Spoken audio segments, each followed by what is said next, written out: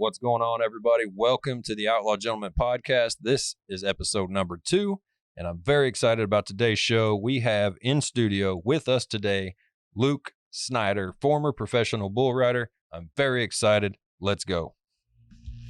You're listening to the Outlaw Gentleman Podcast, a show where we talk about whatever the hell we want. Here's your host, Kix Nelson. What's up, guys?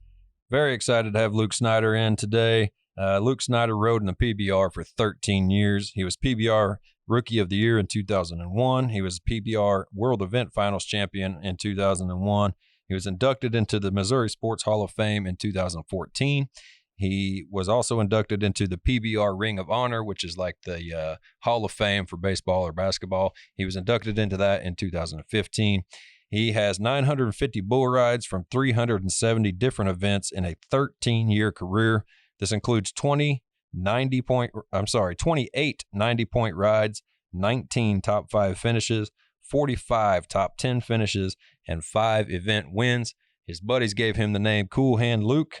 He is in the Guinness Book of World Records twice, one for most money won in the PBR as a rookie, and one for his incredible streak of 275 consecutive major PBR events, which also won him the title of PBR Reigning Iron Man of Bull Riding.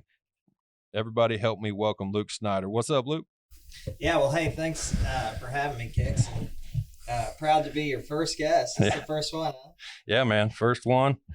I'm excited to have you on, and I really do appreciate it. I know I've been talking to you about it for a while, so I'm glad we finally got it done. Yeah, I know. It was a dream. Now it's become a reality. Yeah. I know you were talking about doing it, so we made a date work for the holidays. Everybody gets kind of busy. Yeah, you know, I've been wanting to do this podcast for a long time, and it took me forever to get the gear I needed and just kind of, I guess, get the nerves to do it. So, but here we are, man. So, 13 years you've been riding. That's a long time, man. It was, it seems like a past life for sure, not just 6 years ago, I guess was the last one I ever got on. But there, You retired in 2013, is that right? That's correct. Yeah. My rookie year was 2000. So I went till 2013, fortunate. Did have some injuries, but they weren't anything that I couldn't still continue to compete with. Nice. I broke my riding hand, and I put a cast on that, and I switched riding hands once. Still rode, huh? Broke a leg, and they made this kind of custom deal I could still get my boot and spurs on. So wow. always little stuff. I did break my neck though, and I had to sit out on that. So when did you do that? I broke my neck in 2008, but I did it in Canada, so they had free health care, so they took care of my broken neck pro bono. Nice. Can't beat that, man. Yeah. Can't beat that. Because if you're going to break your neck, do it up north. Do you miss it? You miss riding? Yeah, I definitely miss certain aspects of it. Getting, stood on, stomped on. Yeah. That is the reason I wasn't scared of that. I knew that was part of it, but when my daughter was born, that's what made me, decide to slow down because, it can be a very selfish sport. Yeah.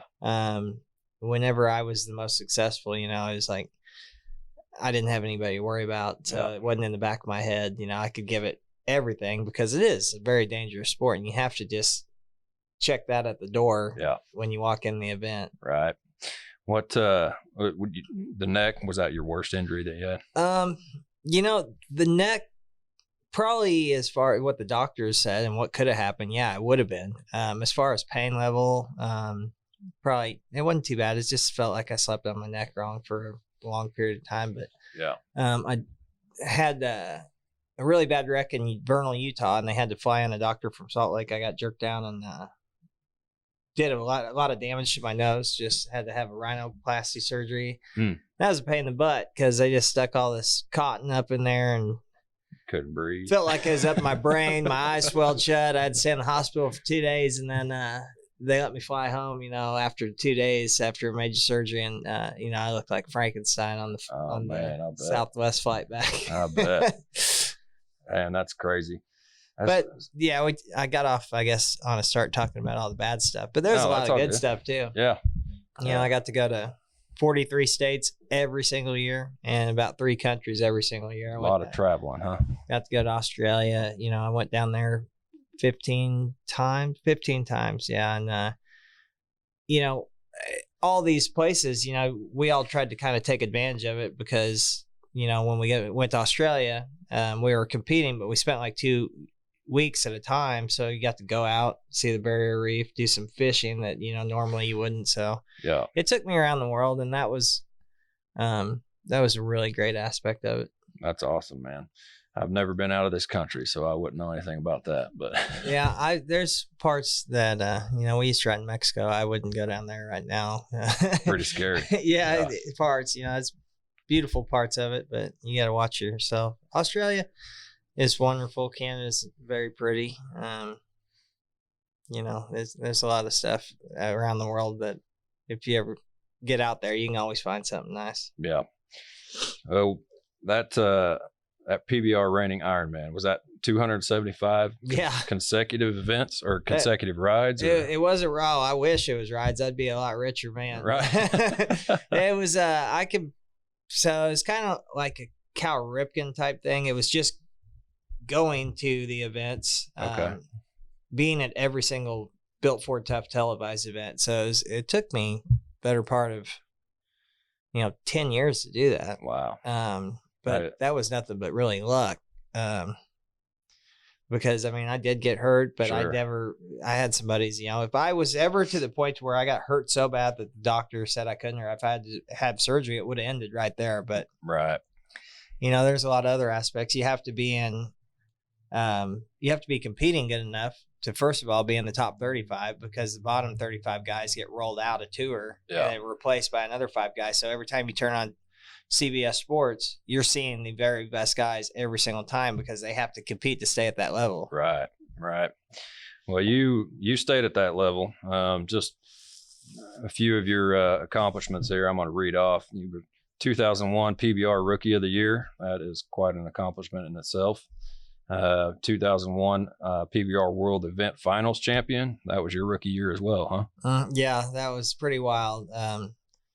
To do the Rookie of the Year, I set a goal to win Rookie of the Year, and then at the beginning of the year, and then I kept picking up momentum, and I got into the finals, and I just felt, you know, really great there, and I rode my first bull and got a re-ride.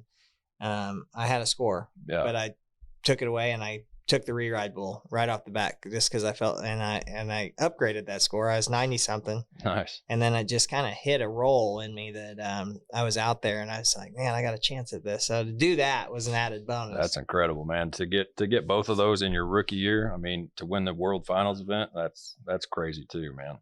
That's something to be very proud of.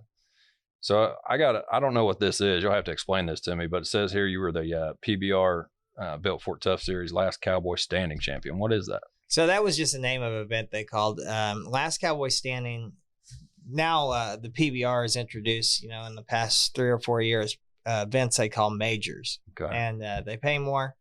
There's a little bit different formats, but the sponsors really kick it in. So that was the very first time we ever did a pay-per-view event, and we called it the Last Cowboy Standing. So 45 guys, 45 of us started at square one. Nice. And the only format was if you stayed on, you got on another bull. The guys that bucked off, they were done. And it kept going that way till there was only one last guy left. I'll be there. So it went 3 rounds, and it came down to me and 3 of my buddies. And I was the last one to go. All 3 guys bucked off, and that was me. So if I stayed on my bull, I won it. If I bucked off, they roll 4 more bulls in there, and you do it again until one last. Until somebody rides. Then if 2 guys rode, then they would duke it out, and it'd go and it'd go. So it came down to me. So it was 235,000 winner take all. Well, it was like 200, but I won some rounds. You could win more. So I just knew I was the last guy out. If I stayed on for 8 seconds, I won 235. You're going to bring home a big check. So I tied my hand in there. I had rosin extra sticky. That's what we put on our rope, you know, to keep our hand in there. And they weren't going to be able to shoot me up there with a shotgun. You're holding on for life. Yeah, I was. Man. So anyway, I won that, and that was my 300th event. Wow. And I had just turned 30 too. 300th event. So that was towards the end of your career Yeah. too. Cause Yeah. So it was neat. 370, huh? And it was in Vegas. I won, Nice. Probably 35, 40% of my winnings in the city of Las Vegas. Wow. But Vegas always treated me well. That's awesome, man. 13-time PBR World Finals qualifier. Yep. You qualified for the finals every single year. I did. Yeah. Which it was great. I don't know. Some higher than the others in certain years, but yeah, I mean, it was I was proud of that accomplishment to be able to go every year you competed, because there's probably, 2,500, 3,000. I don't know the exact number, but there's a lot of kids out there with a dream to just be there and to be able to experience it that much. And, I donate some of them now, but every year you go there, it's just awesome. It's like going to the red carpet at Grammys or something. You come in, you check in, they give you a big OGO bag. They give you a coat. They give you a vest. It's all embroidered with your name. So I have 13 rounds of those. So my wife's like, my gosh, how many bags? What are we going to do with all these? Huh? I've been here lately donating some just because, all I can do is look at them or try to help somebody do so. So I've kept my favorites, but over time, I've kind of been donating a couple of those off and on because I can't wear 13 jackets. Yeah, what are you going to do with 13 of them? Still, man, that's pretty cool. That's quite an accomplishment. I back in the day, I used to ride bulls myself, not nearly on the caliber that you did. I'm not anywhere close to that, but I paid quite a bit of attention to the PBR back then, man. And you were riding with some big guys, the Chris Shivers and Justin McBrides and Jody Newberry's and all those guys. I mean, Jody Newberry. That's funny. You say, he was awesome. He was great. I really like Jody Newberry. It's kind of funny because everybody told me that I was too tall to ride bulls, and I'm 6'5", and so I was always looking for a cowboy out there that was close to my height, and Jody was about 6'4", I think. Yeah. So he I was proud to see a guy my height up there in the big leagues. Yeah, Jody was great. He was tall, lanky. He defied all the odds. They just consider, I guess, what they think is when the bull's spinning, any centrifugal force, the old joke is you want to be like a bump on a pickle on these big bulls. Yeah. But the more whip you get, the more off center you can get. But there's been a lot of guys that have defied that. Probably ideally a compact guy isn't going to feel as much of that. But if it's about putting your body in the right position with these. But he rode a little Yellow Jacket.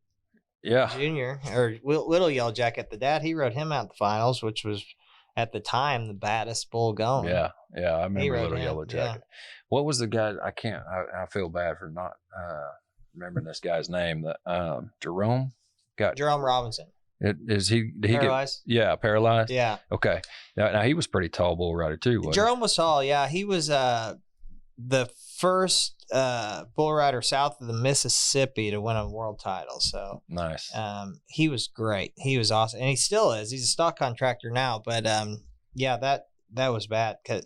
I remember that when that happened. Bull called Knock Him Out John in Fort Worth. It initially jerked him down and knocked him out. So when he was flying through the air unconscious, he just landed on top of his head. Yeah. And broke his neck. But was that when you was riding? Did that happen?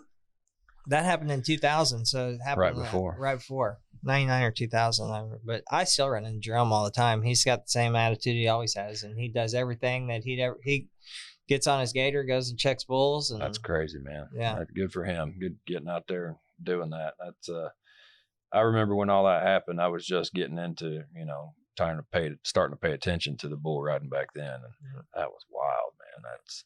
I'm glad to see that doesn't happen very often. Yeah. Yeah, it is. I mean, it's, you can get hit by a bus crossing the street, or I guess you don't cross the street. Right. 35 times a year in front of buses, but anytime.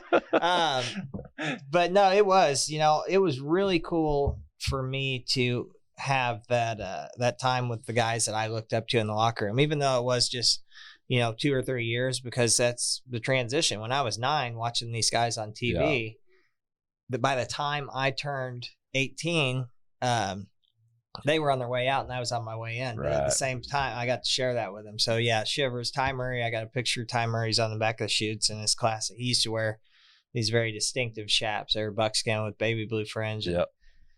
He's on the chute. Brian Herman, Norman Curry, like all these guys, all these old guys. So I actually, believe it or not, true story. I've named my son after Ty Murray. Okay. Yeah. So nice. I named my son. He was born in 2005, and I named him after my 2 favorite things, which was Ty Murray because he was a bull rider, cowboy, and Hunter is his middle name because I like to hunt. So named him after my 2 favorite things, Ty Hunter after Ty Murray. So Ty's a good guy. He's I'd like to meet him someday. Guy. That'd be awesome, man. Yeah. He'd probably think I'm a freak for naming my son after him, but all right. There for a while, there's so many. You meet so many kids named Lane. After Lane Frost, 8 seconds that Luke Perry played, but we'd go around. Will you sign my son's hat? Yeah, sure. What's his name? Lane. It was like everywhere you went. Yeah. Great movie, man. 8 seconds. I love that movie. Matter of fact, you know what? My wife, we just had our anniversary last week, and she gave me a anniversary gift. It was actually a picture. So I don't know all the details to it. You probably know a little bit more about it than I do, but back right before Lane got killed, he was supposed to do a big event with Red Rock, and Dodge released a poster of him sitting on Red Rock and had all the sponsors on there and all this stuff. And they never actually released it to the public. They printed it, never actually released it to the public. And I guess Dodge gave it to his mom and dad. So they sat on it for all these years, and just recently they started selling those posters. And my wife somehow found it online that they were selling these, and so I got one of the original posters from 30 years ago of Lane Frost sitting on Red Rock. It's really cool. Cool. Yeah, I should have brought it in. I think I know that. That's Lane Frost, his family. I think it's his nephew Stetson that started that company. It's Lane Frost brand. Yep. Yeah, but I did see that they were offering. That's pretty neat. Yeah, it's a really cool poster. I should have brought it in so you could look. I'll bring it next time you come in. That was about the matchup. I think that was a picture from Red Bluff when he rode him. But yeah, that's cool. Yeah, I can't remember which bull it was. It'll get in the shop. Yeah, I'm gonna get it framed. I got to get it framed because right now it's just rolled up in a deal. Yeah. But I'm gonna do that for sure and hang it up in here somewhere.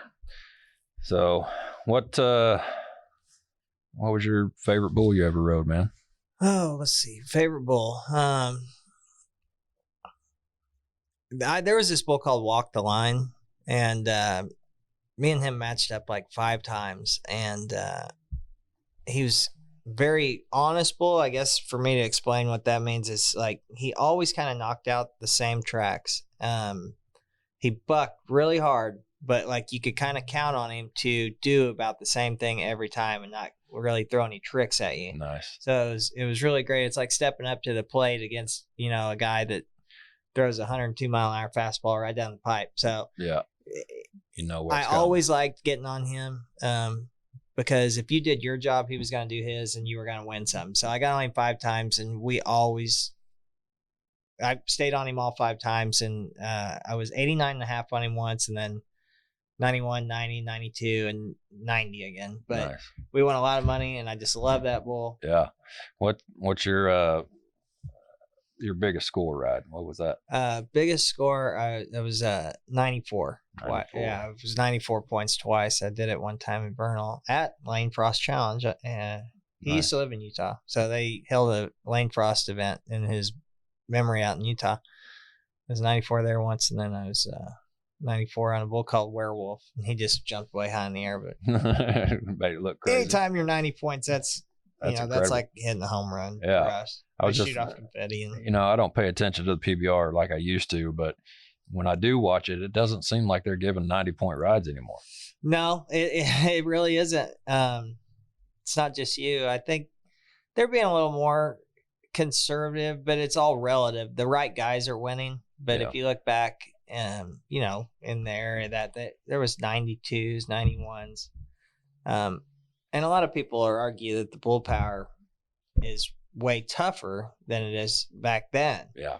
Well, it may be the case, and I agree with that. Right. But back then, it didn't matter. Those were those guys' dinosaurs then. Sure. Because that was the hardest bulls that were out there. Oh, yeah, man. So it's just everything is supposed to progress, just like anything. So, Was Bodacious before your time? Yep. Bodacious was before my time. He was already on his kind of farewell tour after they retired him. So he would show up at a couple bull rides and they'd release him out for the intro and he'd do a little parade and then go back and people would take pictures. So I was around him. I got to see him in person and stuff, but I never got on him. Nice. He's a big dude. What, you were inducted into the Missouri Sports Hall of Fame in 2014, man. That's awesome.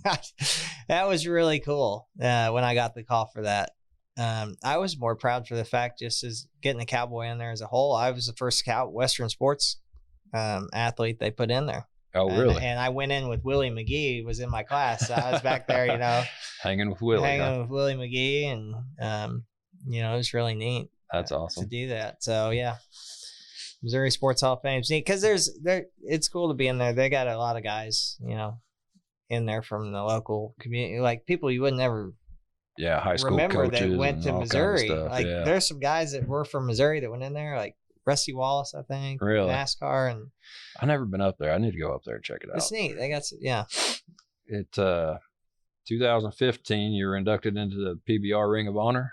Yeah, so that was my proudest achievement because that's voted on by all the guys that were there before me.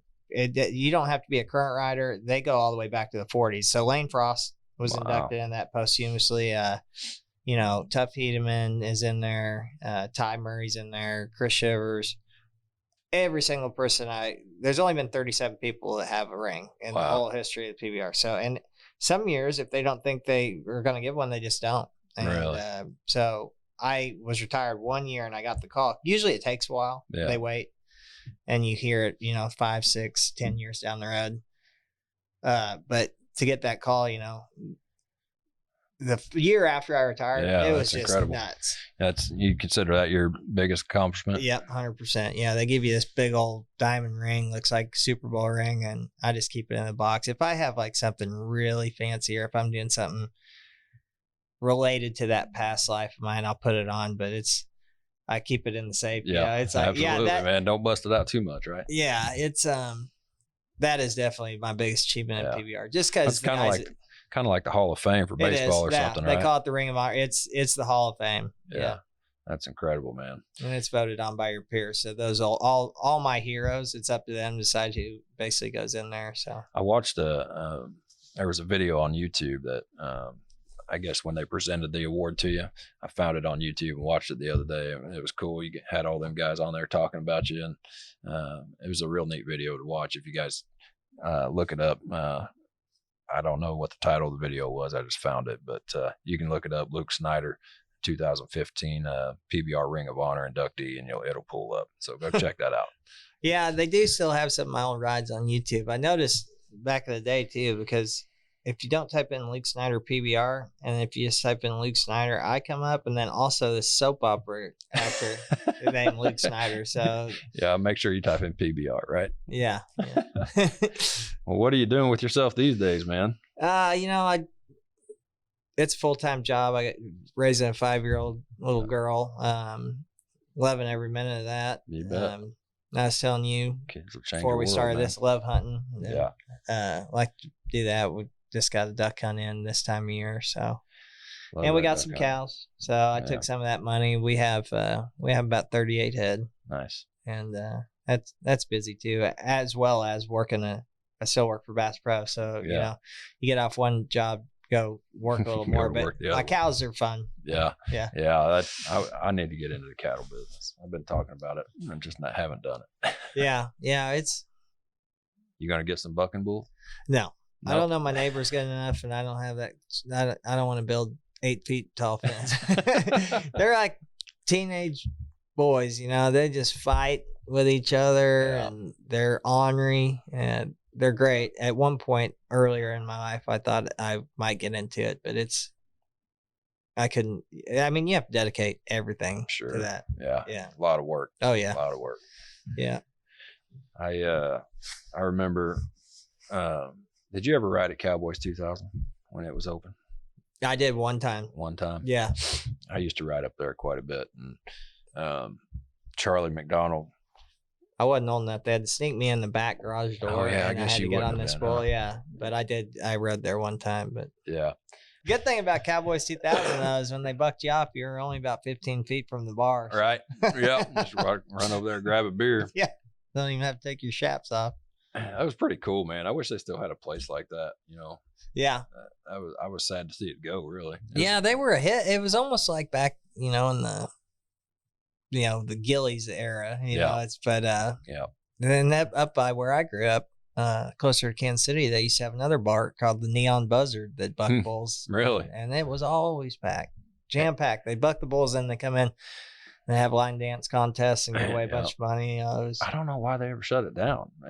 Somebody said they moved it over to Wichita or something like that. yeah. It's Cowboys 2000. I don't know if it's the same owners, but there's club rodeos now too, Yeah. which is same concept. They have bull riding in there. Mhm. Do they? Yeah, there's one in Oklahoma City still, and I think you're right. There's one in Wichita. Well, I think, man, I appreciate you coming in and taking your time out of your day to do this podcast. I know you got some stuff to get to here, so I won't keep you for too long. But No, I'm happy to do it.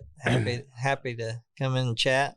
I think it'll be people will love this, just kind of hearing your story and getting to know you a little bit. And I get to know you about every 4 weeks, so I've been cutting your hair for a while now. Yeah, for sure. I'm 2 or over in 3 years, Ozark. so. It's just a hop skip over here. Yeah. So Well, I sure do appreciate it, man. And we'll go ahead and call it. And you got anything for me or anything? no, I'm excited to see what you got. And I was reading ahead on your deal. The next guy you got in, is he an opera singer? Yeah, man. Michael Spires. Yeah. This guy is incredible, man. He's from Mansfield, Missouri, just down the road. And I guess he comes from a pretty musical family. Somehow, when he was younger, he got into opera. And the guy is literally a world famous opera singer, man. And it's crazy because he's from Mansfield, a little bitty podunk town like Fordland or Rogersville. And he travels the world, Italy, Spain, France, Germany, wherever. He's played in some of the most prestigious opera houses. The guy's so famous that when he's overseas and he can't even go out to eat. I mean, it's wild. He has to stay in his hotel room, and then he comes back home and he's kind of like a normal guy over here, So he's got some cool stories to sell just from being overseas so much and doing all that. So You I'm have to excited print to out have like him. some lyrics or something like Cody Jinks lyrics and make him put the opera on. That'd be hilarious. Yeah, do a little Tyler Childers. Hey man, sing on this, would you? That'd be hilarious. That would be fun. Yeah. Like I say, we're just getting this thing started, and I appreciate you being my first guest. I've been, like I said, talking about it for a long time and You bet. finally getting to it. So, I probably was a little nervous, but hopefully I did I all love the right. setup. So, It's great. You got some good stuff here. Yeah, You got to be able well. to get her done. I spent some money, got some good equipment. I wanted to do it right. So here we go. All right. Well, thanks for having me be the first fella. You're welcome, Luke. I appreciate it, bud. Thanks, yes, man. sir. Guys, we will catch you next week. Thank you for listening to the OG Podcast. Make sure to follow us on Instagram and Facebook at Outlaw Barbers. Tune in next week for more great conversations with new guests and fresh topics.